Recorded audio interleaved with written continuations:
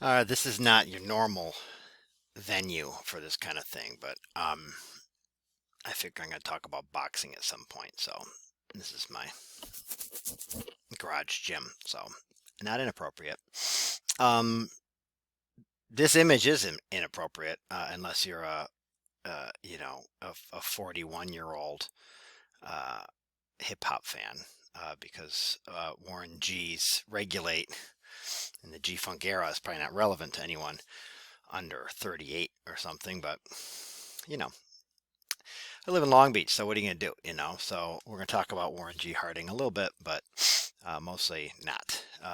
This is chapter 21 of our book, Henrietta and Them, and I'm going to talk about the 1920s and the roaring, not so roaring decade, not really a decade, more like 8 years, that was not really great for everyone, but for a few people it was, 20s. And it begins with, well, the year 1920, I suppose, and then ends with really not even 1930, it's 1928 kind of things, the wheels start falling off. So, not a long time, but a good time? I don't know. Okay, let's just get into it.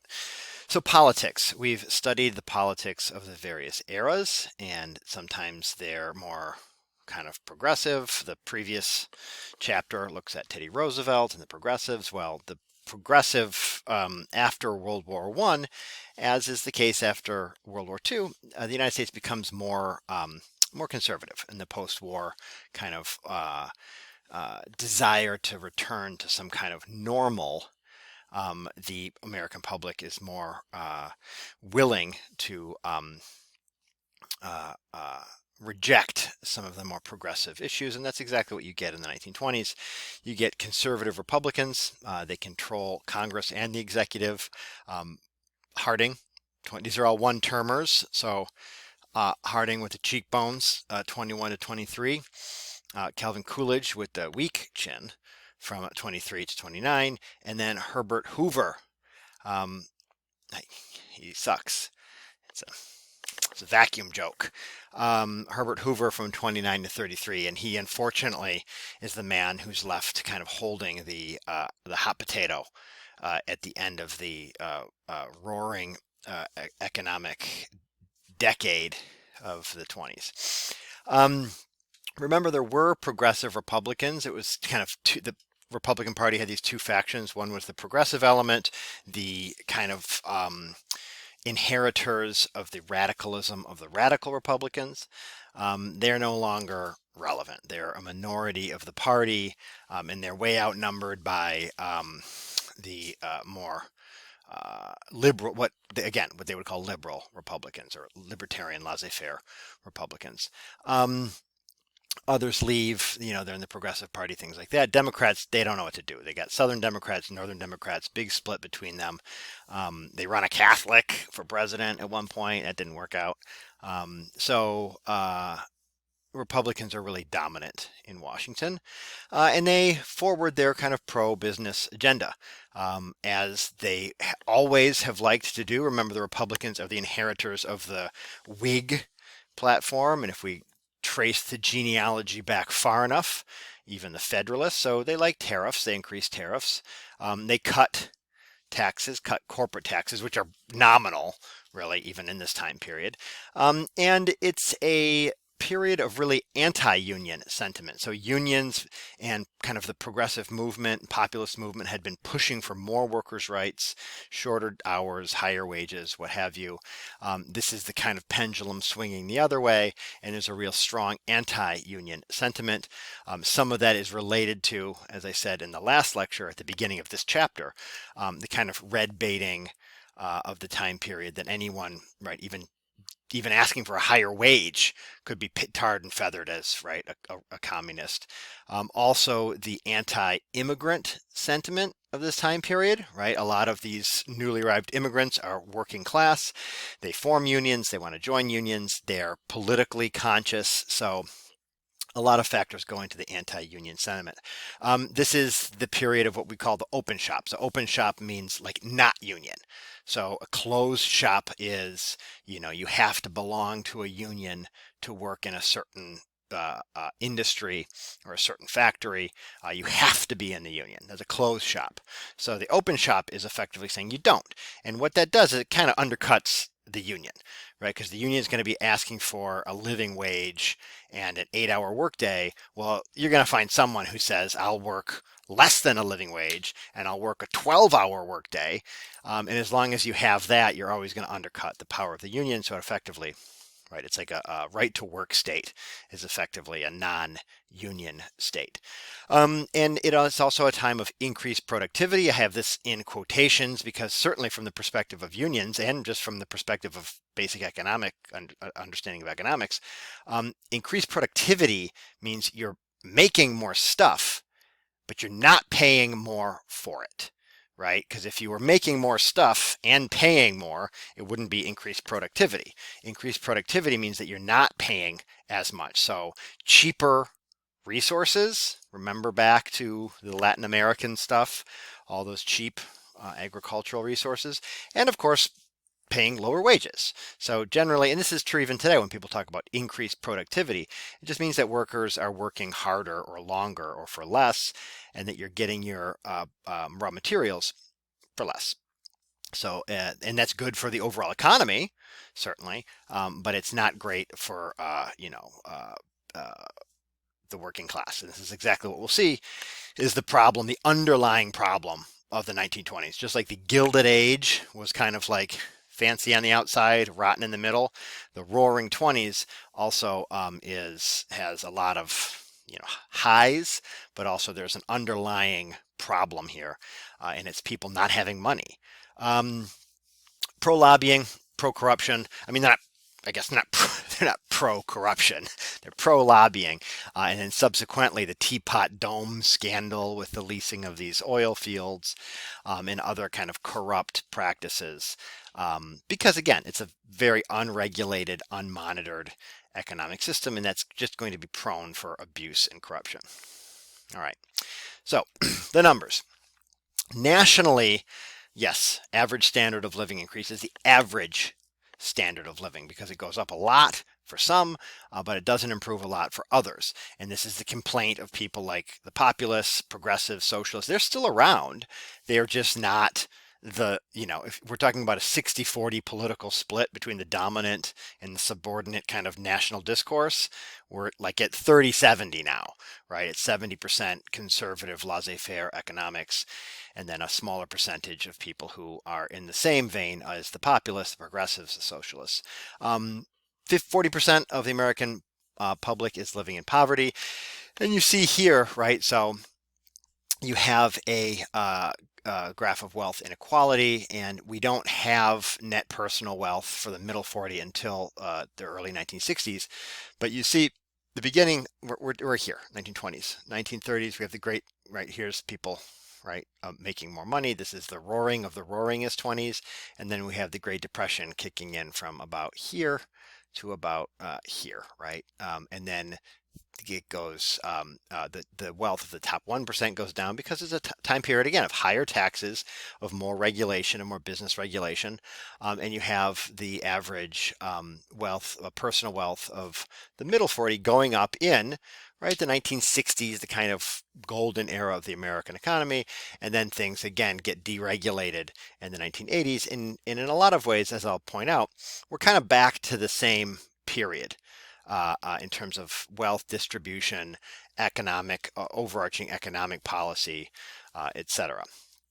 Okay, internationally, just to give you a little bit of preview, it's not going to work out well.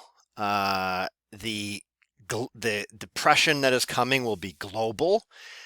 Already in Europe, we have political machinations that tend towards the radical, both fascist and socialist, so divergent views, and obviously communist, or they claim communist in the Soviet Union, divergent views on economic and political theory. The United States, being isolated, will be a little bit late to the party on this, but they'll also do it in a particularly American way, and that once we get to the Roosevelt administration, right? He doesn't, I mean, people have called him a socialist, and that's fine or whatever, but it's not actually factually true. It is just kind of progressive, I mean, maybe democratic socialist, right? But he doesn't stray towards the socialist, right? The straight up socialist economic policies of, say, the Soviet Union, or some factions of Germany before the rise of Hitler. Nor does he tend towards the fascists, which there was an American Fascist Party in the 1930s and into the 40s. So he kind of goes a middle way. Anyway, it still is not going to work well, right? It's not going to, a little bit of a spoiler alert here, but things aren't going to end well here. All right, labor unions in cities. Again, this is kind of review. Pro-labor movement is continuing, but as I said, a lot of unions their reputation falls somewhat because they were against World War I, and the United States won, right? So it's kind of like, scoreboard, right? And they're associated with immigrants, and this is a time of anti-immigrant sentiment.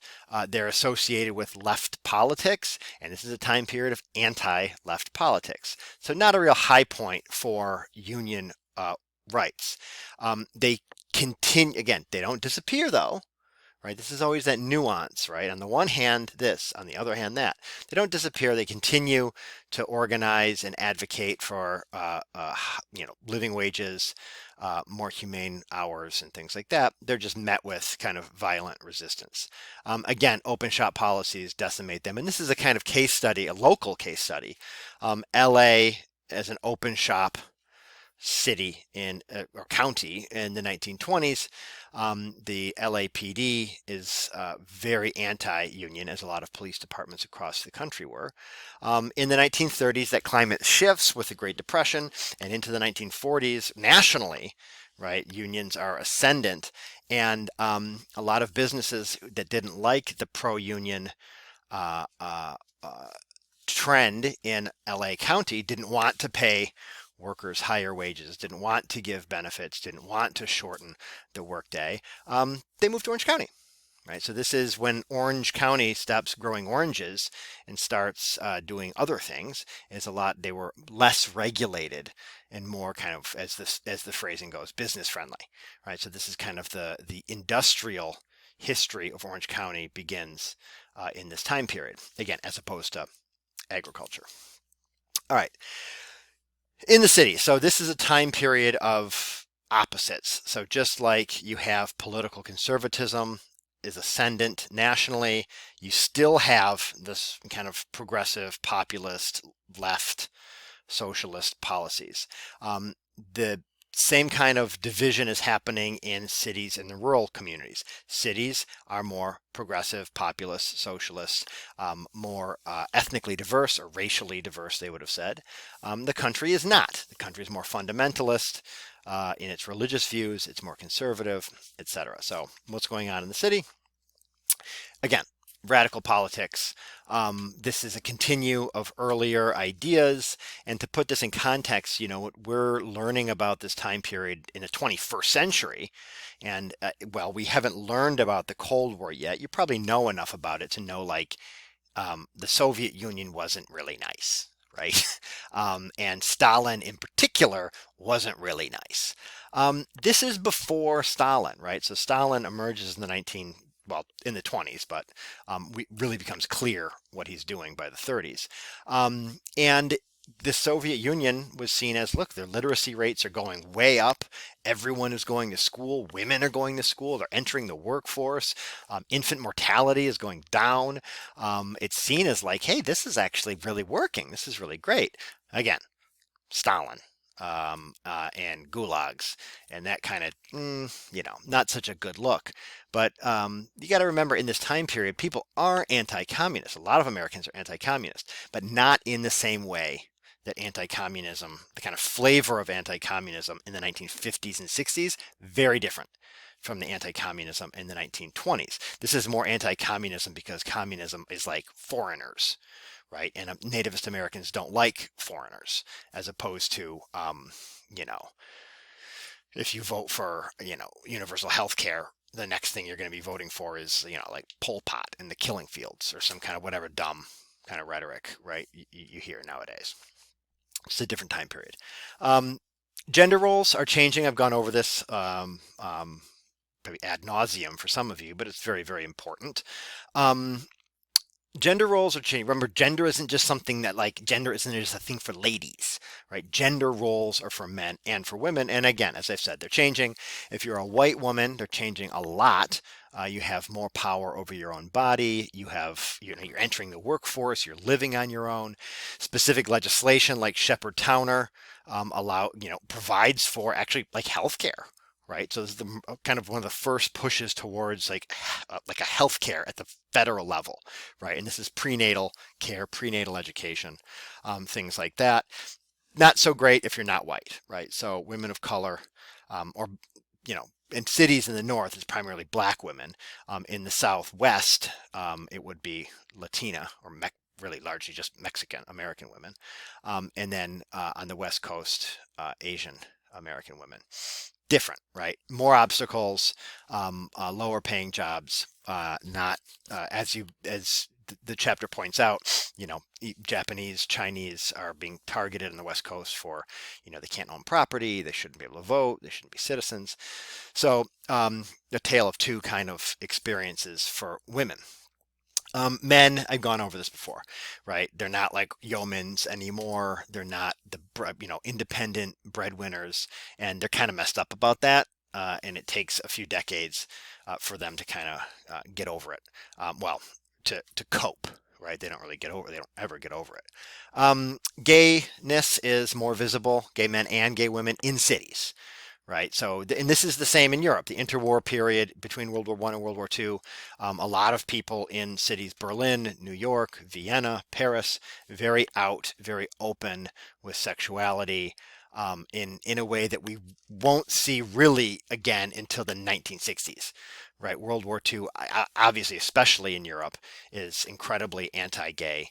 If you're gay, you're sent to right, concentration camps. Also, the conservatism of post-World War II United States, similarly very anti-gay. But in this time period, very, very open to different non-normative sexuality. Okay. And gender bending, there's all kinds of stuff, right? Women dressing up like men, men dressing up like women. I mean, I don't know if the language is not, say, trans. They don't have that language in the 1920s, but it was. But we could look back on it and say that this is people who were like, who are out as transgender men or women. They wouldn't have used that language, though, right? It would have been a different kind of language. But again, unique, right? We're talking about the 1920s and 1930s, and we won't see that in the 40s, 50s, 60s, all very repressive. I mean, for trans issues up until like now, still dealing with those issues. Okay, race. So this is the Great Migration is a major part of this story. Black Southerners moving north and west, and it's interesting actually the migration patterns in the South are almost directly north, right? So it's actually fascinating. Even to this day, black people in, say, Chicago have relatives in Mississippi, right? Alabama, which is like south of Chicago.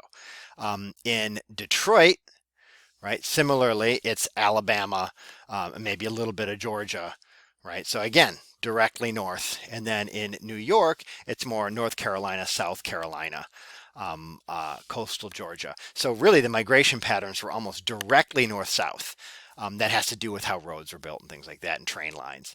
And similarly, right, in California, a lot of the black migrants were from Texas. So Texas kind of went out west. That's why you can't get the only kind of barbecue really you get in California is Texas barbecue. You can't get Carolina barbecue. It's a different kind of barbecue. Chicago, you get Kansas City barbecue. New York, you get Carolina barbecue. Out in California, you get Texas. So again, migration patterns directly north-south, and then the one kind of moving west. Most famously is New York. I mean, New York is the kind of mecca of black culture. and we talk about the Harlem Renaissance. Again, this stuff was happening in Chicago, it was happening in LA, it was happening in Detroit. But the Harlem Renaissance, I mean, Harlem is like, that's like the center of black culture and life. Black arts, black music, everything is in Harlem. And it's not to say that it's all good, right? People face discrimination. It's an isolated, marginalized community, but it is, in some ways, liking a thriving immigrant community. You have to remember that most black Southerners, culturally, very, very different, almost like foreigners arriving in northern cities, moving from rural areas into cities, the same as someone from the Mezzogiorno in Italy or Poland was moving from the countryside to a city. They had language barriers, right? Their accent was so thick, right? And the lack of education was so prominent where there was a lot of cultural language issues. So in a way, uptown Harlem, New York City was like a thriving kind of ethnic enclave. Out of this kind of black renaissance, we get more Pan-African or black nationalist movement. So we've seen Booker T. Washington, the Atlantic Compromise, right? The five fingers separate, one is the fist, and all things relating to mutual progress. We've seen radical W.E.B. Du Bois, right? But this is even more radical. Du Bois also like shifts towards Pan-African nationalism later in his life. But Marcus Garvey is the kind of exemplar of this, the Black Star Lines, which you read about in the book. It doesn't last, right? He kind of gets deported for mail fraud because he was asking for money through the mail. And there's, the validity of that is debatable, but nonetheless, he's found guilty and deported. Garvey is one of these things where it's like the Monroe Doctrine, how we learned about it in the 1820s, but it wasn't relevant until the 1890s. Marcus Garvey, similarly, is he important for the 1920s? Yeah, sure, a little bit, but he's going to be really important for the 60s because he's going to represent this kind of like, right, black nationalism that's going to emerge in the latter part of the civil rights movement. Black nationalism, Pan-Africanism, they're expanding earlier demands.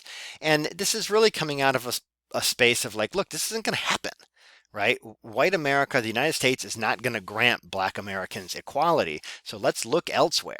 Let's look to the kind of struggles that Black people are having in the Caribbean and Brazil, the independence and anti-imperialist movements that are emerging in Africa, right? Pushing back against colonization. That is where Black Americans should be looking, right, for the future, not looking to white Americans to change their minds, because that's not going to happen, right? Pan-African Congress is the most kind of exemplary moment in this. It is Pan-African, right? It's all over Africa and it's all over the world. African descendants. So this is, remember, the diaspora. So when people talk about, say, like, the Jews were before the founding of Israel are diasporic, right? These are people who are no longer living in some kind of homeland and they're all over the world. Well, the Black population is diasporic, right? So people in Brazil, the Caribbean, North America, all over have been displaced, and the Pan-African Congress is a way to unite all of these various people from all over the world, right, meet. And this is important because, again, it is important for the 20s because, one of the points of Wilson's plan for the end of World War II was giving more voice to the colonies. That didn't happen, right? So this is, Black people across the world demanding more freedom, pushing back against colonial rule, right? Putting a stop to the scramble for Africa. And this is a movement that we'll see starting in the 20s, and this is going to go all the way to the 70s, right? Where the last colonies win their independence. It's also important because it prefigures some important political trends that we're going to see in the Cold War. So this is before the Cold War or domino theory or the spread of communism or whatever. Really, there's only one communist country in the 1930s, and that's the Soviet Union. There's communist movements, but the only one official country. And what we see with the Pan-African Congress is It is a transnational movement, right? It's black people all over the world saying we have something in common, right? And we need to fight together, and we need to fight back against racism, imperialism, anti-black genocide, things like that. That kind of transnationalism is going to prefigure some of the kind of leftist movements that we're going to see in the Cold War period in Latin America, in Asia, all over. It's going to be a similar transnational anti-imperialist agenda, pushing back against what we've learned about in the last couple chapters, right? Dollar diplomacy, the kind of subjugating of, I mean, you can't even call them developing nations because they're not developed, they're underdeveloped nations. And Africa is, right, exemplar of this. Okay. All right, fundamentalism. So we got fundos all over the United States. This has always been the case, right? So religious fundamentalism has been a main line in American thought, a main current that we've learned about for a long time, and this is kind of an important period for it. Most infamously, the Scopes monkey trial. This is the last hurrah for William Jennings Bryant, who we've seen running for president and, cross a gold speech. Well, this is it. Now he's jumped the shark, and he's the attorney for the state of Tennessee against the evolution teacher Scopes. He loses, so it shows you the conservative current of American culture. Prohibition, obviously, again, we've been talking about people drinking too much and other people not wanting anyone to drink since the early republic, but this is the they finally did it, right? They finally got what they wanted in the 18th Amendment. It's not gonna last long, but they got what they wanted. Prohibits the sale of alcohol. Remember, the Volstead Act is the thing that enforces it. So the sale, possession, it's kind of hard to enforce, right? Possession of alcohol, being drunk, like all of these other things, but the sale, that's illegal. This obviously, again, this is simple economics. It's supply and demand. If people want to drink, whether for holy sacrament or, a party or whatever, they're going to drink, right? If the demand is there, someone will supply the product. And if it's not through government regulated channels, there are going to be other channels. And the channels that most infamously supply the alcohol is organized crime. You have here, right, Al Capone, the Italian mafia being the one that we talk about the most, but certainly not the only one. There's a very strong Jewish mafia in New York. Capone is Chicago, but there's also Italian mob in New York too. There's an Irish mob out of Boston. There's Chinese gangs, and there's black gangs in the north. So all of these illicit economies emerge because, one, as I said, the demand is there for not just alcohol, but for all kinds of things, right? Prostitution, drugs, gambling, all of that kind of stuff. If it's not sanctioned activity and people want it, they're going to get it somehow, some other way. And also because these communities are largely cut off from mainstream economic channels. So again, like I said, sometimes it works great. Bank of America, as I said, Bank of Italy turns into the Bank of America. It's like a mutual aid organization. They give loans to Italian businesses that can't get loans elsewhere because banks are racist. And it becomes like a super successful, legit bank. It kind of invents all kinds of banking practices that are still practiced today. But you also have Al Capone. You also have Bugsy Siegel, Meyer Lansky, you name it. Any number of kind of mafiosi that make money off of the illicit economies. Okay, speaking of, right, Bugsy Siegels and Al Capones and Meyer Lanskys and like immigrant-y sounding names doing kind of stuff that's not nice. This fuels the anti-immigrant sentiment, right? That, oh, see, they're all criminals. They can't read. They can't, they don't want to get, regular jobs. Well, they can't, right? 1924 Johnson-Reed Act is the peak of the anti-immigrant kind of backlash. And remember, 1924, the law is passed, and part of the law is setting immigrant quotas and setting them at 1890 census level. So remember, census is every 10 years. So they got a 1890 census.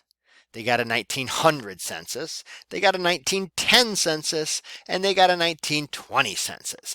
Any one of those censuses, any one of those could have been used for the quotas. They pick 1890 for a very specific reason. I'll show you in the next slide.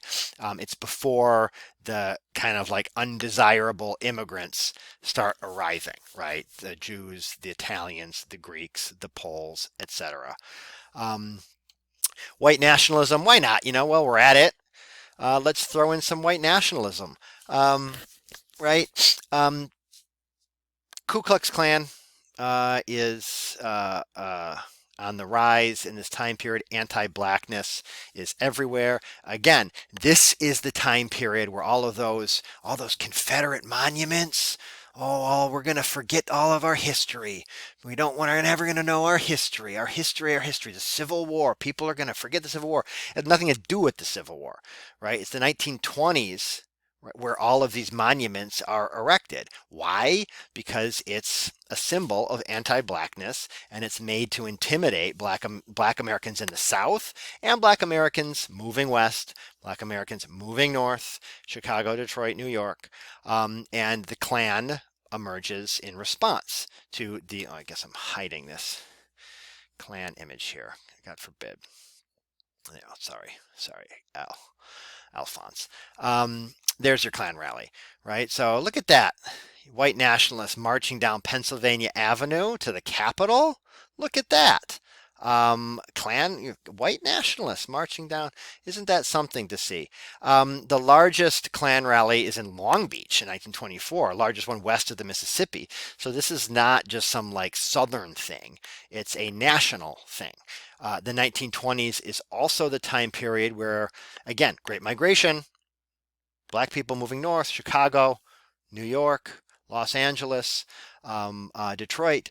It's also the time period where you have your first racial zoning laws, like neighborhoods black people can't move into, Jim Crow laws, all of that kind of stuff. So the South kind of exports its hatred nationally in this time period.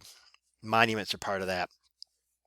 White supremacists marching on Washington, marching on the Capitol. It's part of that too.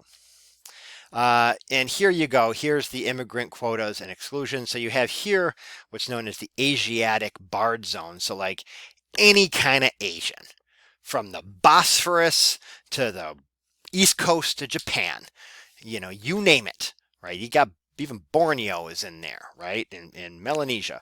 The only exception, of course, is the Philippines. So it's green here on the map, but as an American protectorate, Filipinos are excluded, and Filipinos can migrate to the United States.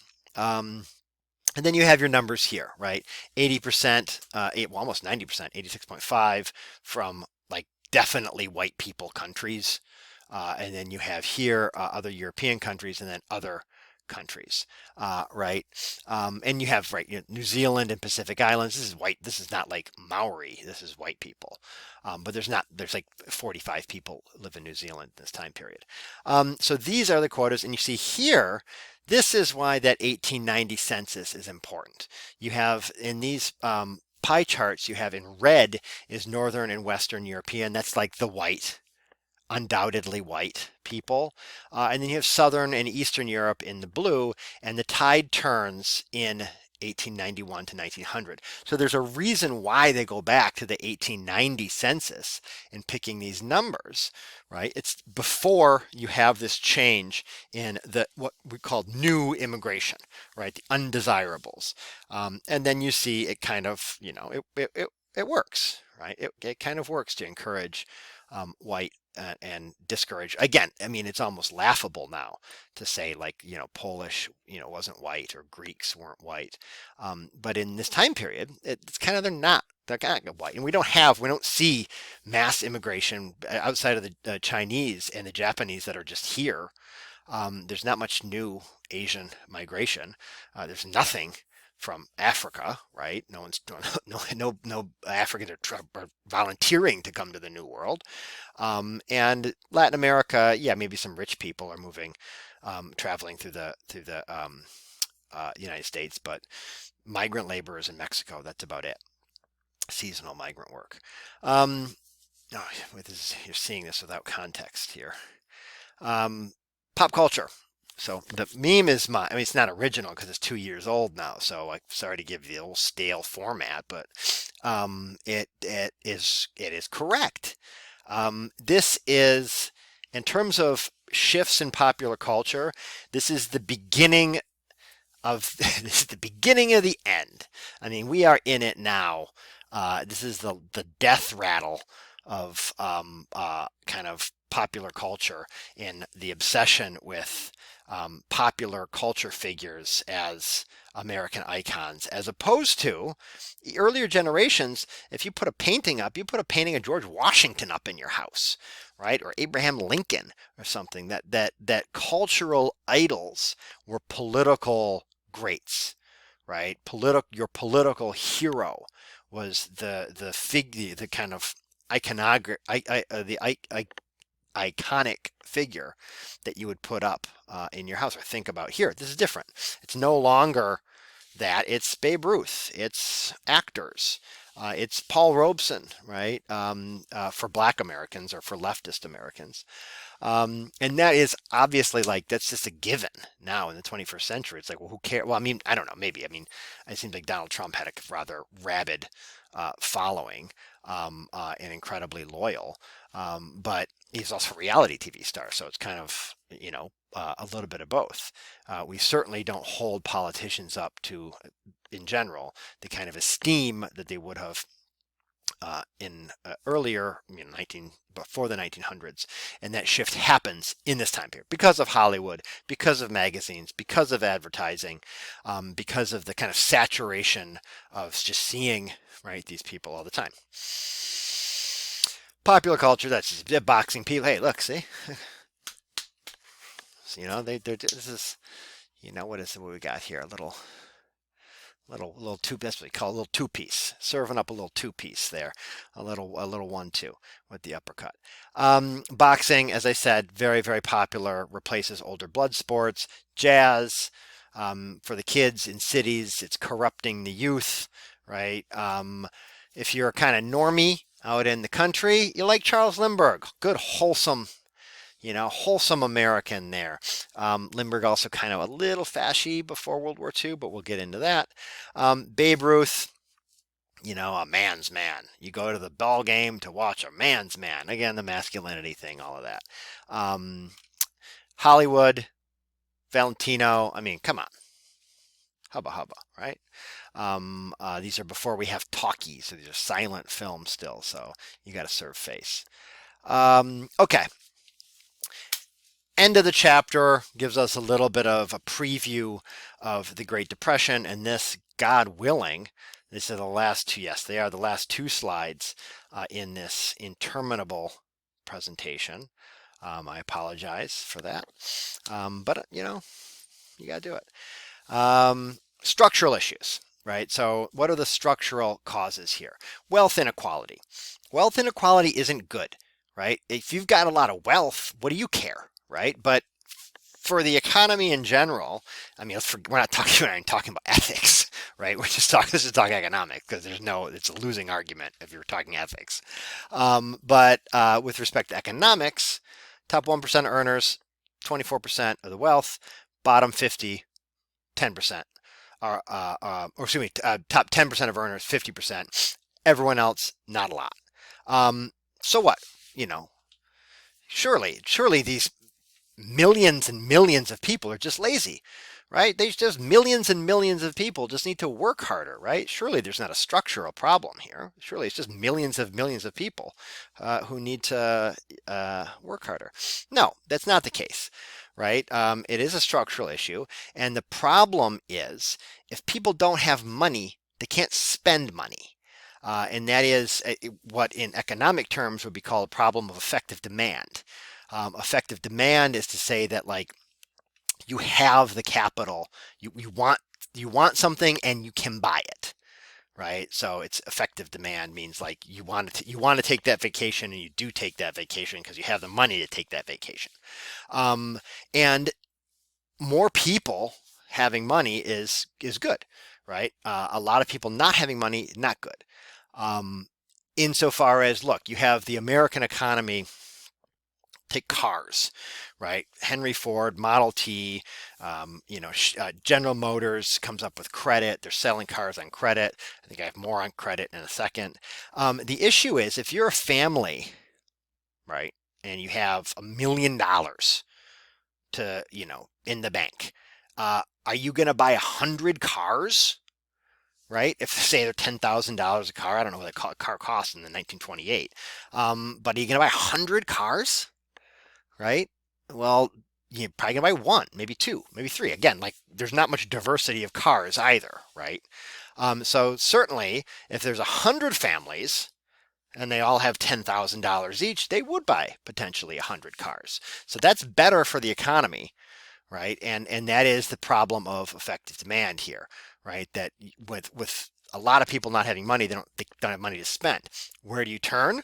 Well, give them credit. Now, this is not like credit cards. The credit card is a fairly recent phenomenon, but you don't need a card to have credit, right? Stores can give you credit, banks can give you credit, you can get loans, you put something up for collateral. So credit is a lot older than just like a credit card. But it's the same basic idea. You don't have money, you get the money and you pay the money back slowly with interest. And that is the issue is often you actually never pay that money back because the amount you're paying is not keeping up with the interest you're being charged. So it's actually a very, very bad economic situation to find yourself in. And it's an economic situation that poor people find themselves in, right? If you have the capital, if you have the money, you just, you keep your credit card at zero or you don't take credit, you spend cash, whatever, because you have it. If you don't have it, you take out loans, you buy stuff on credit. What happens when you lose your job? This is something we're finding out now, right? With COVID, right? People lose their jobs and they've racked up a bunch of debt. What do? How do you pay your credit card? You can forgive payments, but eventually those payments are going to come due. You're in arrears. They don't just forgive them. So that's a problem they had in the 20s. It's a problem we potentially will have now. So that's one kind of structural issue. The other structural issue is too much faith in the free market. Too much faith in the free market. Again, you can have a debate about free market economics. That's fine, but having too much faith in it is a problem, right? Having unquestioned faith and faith. I mean it like faith. Like it is the word of God. This is the way it should be. It's sacrilegious to question it, anti-American to question it. That's a problem. It's a problem that leads to some of the immediate causes of the Great Depression. So again, to go back, these are structural issues: wealth inequality, too much faith in and being okay with cycles of boom and bust, right? So everyone loses everything. Hopefully you saved enough money. If not, tough luck. Hit the road, move to California, right? Immediate causes, bank failures. Again, we've seen this periodically in American history. All the banks fail. They do a bunch of dumb stuff with the money and then they fail. This in the 1930s, 1920s, is an issue of banks being under-regulated or not regulated, and they're doing all kinds of things with people's money that people don't want them to do. It's one thing if you go to a bank and you say, I want to invest my money in the stock market. I want to talk to a broker and you invest the money. People are going to banks in their local communities, putting money in savings accounts, and the bank is taking that money and investing it in the stock market, saying, the stock market's going up, up, up, up, up. Let's take this. Come on, no problem. Old Mr. Jones will get his savings back and then we'll get interest on it. So why not? Presuming the stock market goes up.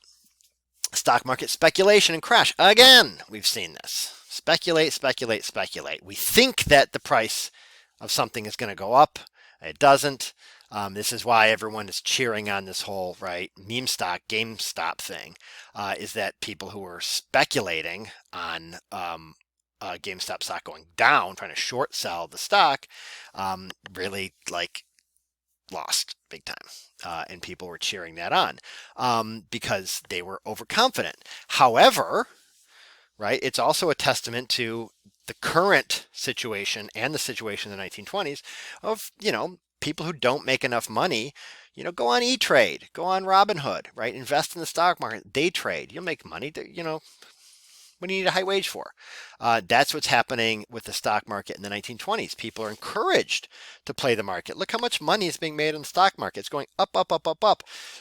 Take your life savings, put it in the stock market. You're going to return the investment tenfold, right? Why not do it? You want to invest even more? Buy your stocks on margin, right? So you can only pay for, you don't have enough money to pay the full dollar for the stock. You give us 10, I'm the broker. You give me 10 cents, I'll front you the 90 cents. When the stock goes up, you get your money back, right? Whatever it is, 20 cents. I get $1.80.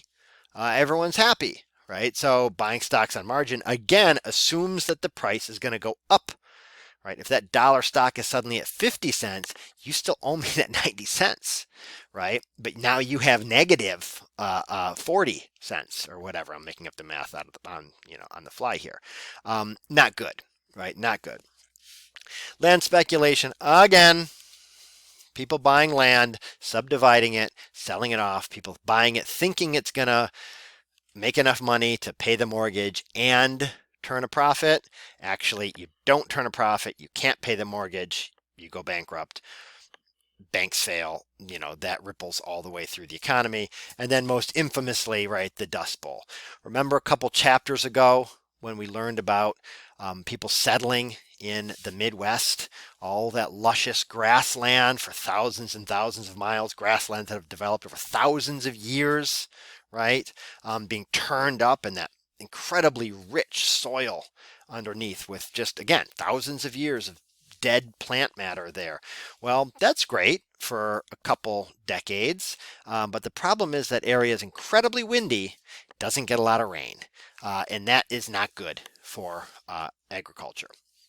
Dust Bowl. So again, what you don't see here is, yeah, stock market speculation and the crash, I have it, but it is a fatal error to think that the stock market crashes and that causes the Great Depression. It is the most emblematic point at the beginning of the Great Depression, right? It's this kind of symbol of the crash and the long years of depression that are going to follow, but it didn't cause the Great Depression, right? You have these underlying structural problems, wealth inequality, too much faith in laissez-faire economic policy, and then you have these specific things that are born out of that structural problem. Bank failures, stock market speculation, buying stocks on margin, land speculation, the Dust Bowl, all of that stuff bad, right?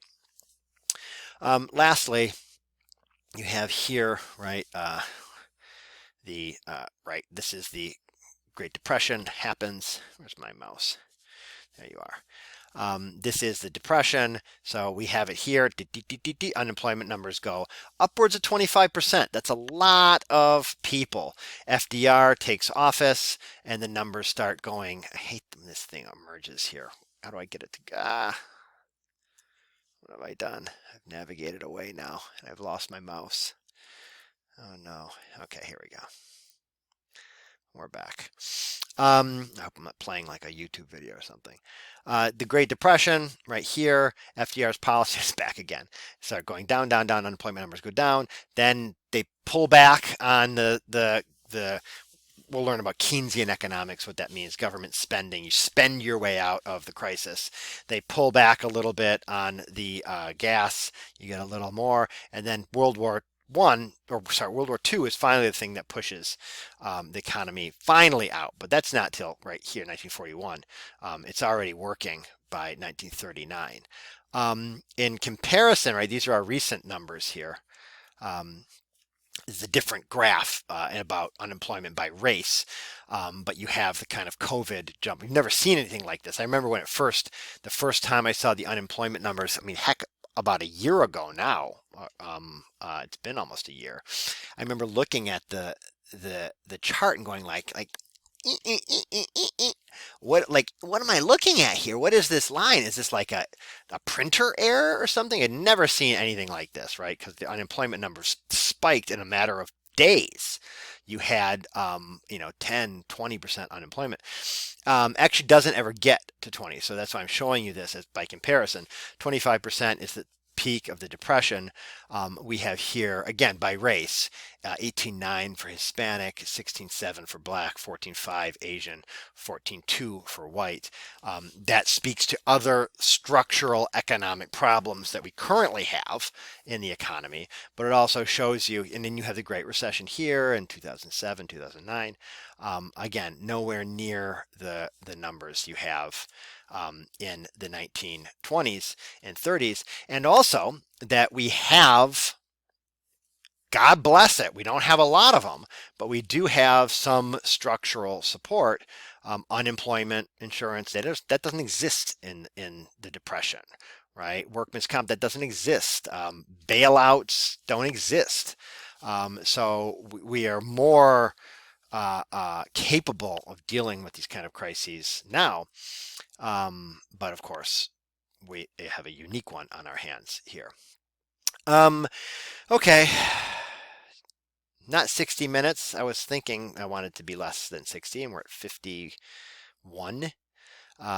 So that's that. That's everything that I have for you. And I'm going to stop now. And I'll see you in class, or you can see me right now. You're watching this video in class, then look up and give me a huzzah. All right. Bye.